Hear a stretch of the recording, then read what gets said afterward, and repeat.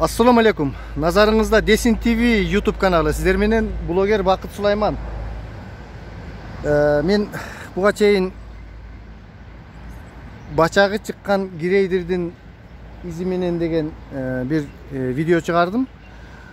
Ушул биздин Кеңеш айыл өкмөтүнө 8 миллион сомго мындан 2 жылча мурун жаңы гирейдир келген экен. Ушул жолдордо андай мындайда иштетүү үчүн, элге кызматын көрсөтүү үчүн. Ошол гирейдир боюнча түз эфир тартып, жарымына келгенде булардын баары качып кетишиптир. Мен кайра түз эфирди чыгарып, мен аны күтмөк болдум, чоңдорунун баарын аягына чейин чыгарып кетүү үчүн. Жок, булар азыр ушул гирейдир боюнча дагы, жайлоо комитети боюнча дагы элдер прокуратурага арыз беришкен экен. Ошол прокурор келгенден кийин бул жерден баары качып, коёндун сүрөтүн тартып кетишиптир да. Кабинеттерине барсаң, коёндордун чоң-чоң сүрөттөрү бар экен. Мен азыр сиздерге жакшылап ушул гирейдирди көрсөтүп беремин. Бул 8 миллионго келген гирейдирди жол куруучулардын, Ош Бишкек жолу курулуп жатат азыр. Биз ошол жерде Азербайжандардын бир фирмасына арендага берип, канча сомго арендага бергени, андан түшкөн акчалардын каяка кеткендиги эч кандай маалымат жок. Баардыгы качып, пысып жок болуп кетишти да. Өткөндө мен мектеп боюнча кеп козгогондо ушул Кеңеш айыл өкмөтүнүн депутаттарынын төрагасы, мындайча айтканда спикери Кубаныч Айдаров деген мырза менин алдыма келсинчи, ошол блогер деп күпүлдөп жазган эле да. Мына мен азыр как раз ошол гирейдерлер боюнча ошол азыркы спикер ошол кезде арендага берип акчаларын алып каражат жагын ошол киши жүргүзгөн экен. Азыр сурасам жок, кабинетинде, ордунда жок. Эртең мененден бери 1 сааттан бери күтүп турамын.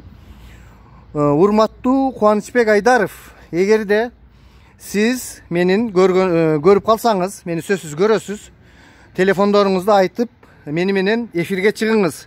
Мына бул гирейдир, ушул сиз арендага берген, Азербайжандарга берген, мына акыбалы, мына дөңгөлөктөрү жатат, монтип. Жараксыз абалда, мунун моторлору кандай болуп калган белгисиз. Ушундай эле гирейдирди ушул эле жылдары Базаркоргон айыл өкмөтү алган экен. Алардыкы эмнегедир татынакай болуп иштеп жатат. Ал эми урматтуу Кубаныч Айдаров арендага Азербайжандарга берип жиберген гирейдирдин акыбалы болсо ушул жатат, элге кызмат көрсөтпөстөн. Арендага бергениңиздер жакшы, эгерде техника иштеш керек сөзсүз түрдө. Бирок анын түшкөн тыйыны, ал биринчиден техниканын өзүнө жумшалып туруш керек. Ал мамлекеттин акчасы, ал муниципалитеттин акчасы каяка кетип жатат? Эмне себептен бул акыбалда? Эмне себептен биздин айылга окшогон, Үч булак окшогон жерлер кышында гирейдирлери жок, 1-2 күн жол тазаланбай туруп калат? Урматтуу депутаттардын төрагасы спикер Айдаров, мына ушул сизге суроо. Мени чакырыңыз тезинен, экөөбүз жолугалы, анан өзүңүздүн оправдание деп коет, жанагындай актанган сөздөрүңүздү айтасыз ошол жерде. Мени аябай күтүп жүрсөңүз керек. Мына мен азыр келсем жок экенсиз. Азыр биз, достор, бул жерде айыл өкмөт да жок экен, башкасы да жок экен. Жана да мен кирип чыктым эле. Айыл өкмөттүн орун басары бар экен. Уларбек Рыскулович. Ошол Уларбек Рыскуловичке кирип чыгабыз азыр. Мынакей, достор, ушул. Бул жерде киргенибиздин себеби дагы, ассаламу алейкум. Мектеп боюнча дагы суроолор бар эле, 1-2. Анткени бул жазында ушул мектеп боюнча сөз болгондо ушул чоңдор дагы барышкан. Анан ушул гирейдир боюнча сурайбыз. Бүгүнкү эфирибиз ушундай болот, достор. Биз менен болуңуздар, алыс кетпей туруңуздар. Жакшы. Биз азыр Кеңеш айыл өкмөтүнүн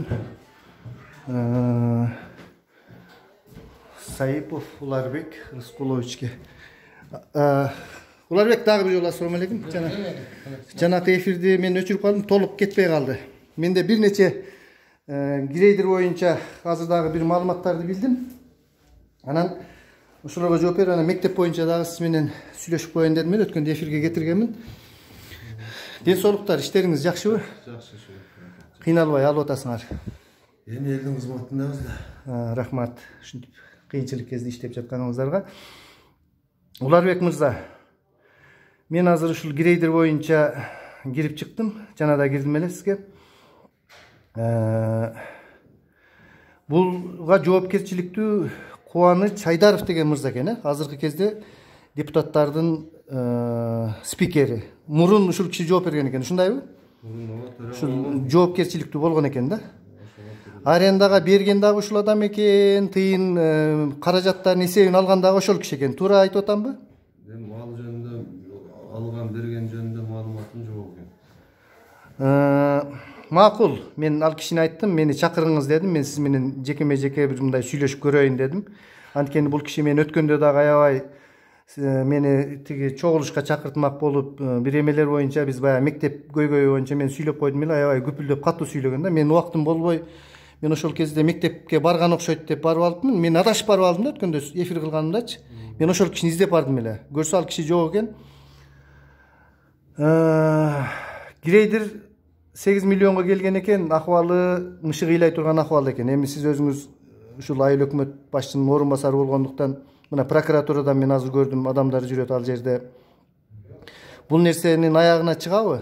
Ушул оңдолуп, жиелген акчалар каяка кеткенин контроль кыласыздарбы кийинчерээк? Ооба, көзөмөлдөйбүз. Эми азыр учурда акыбалын көрүпсүңөр. Ооба. Акыбалда турат. Эми буну мурунку өкмөт башчы, анан ошол жайыт төрагасы кандай иш алып барганы боюнча менде маалымат жок. Ошон үчүн азыр бир нерсе деп айтып. Эми Уларбек мырза, мындай да эми маалымат жок дегениңиз кичине өзүңүз сиз мурда деле иштегенсиз да. Эмнеге маалымат жок деп сурап калышым мүмкүн. Суроо болсо, эмен ошо мурдакы туура жайыт пайдалануучуларга келип түшкөн. Ооба, неме жайыт боюнча эмне деген кызмат ал? Жайыт башчы деп коебу. Жайыт комитетинин төрагасы. Ошол азыркы спикер мурда жайыт комитетинин төрагасы болгон, ушундайбы? Ошол киши билет баарын. Кубаныч Айдаров деген киши. Мен ошентип издедим, ал киши жок экен. Экинчи этажына чыктым, элдерден сурасам, азыр мына прокуратурадан адамдар келет деп кетип калды деди. Качып кетиптир мындайча айтканда.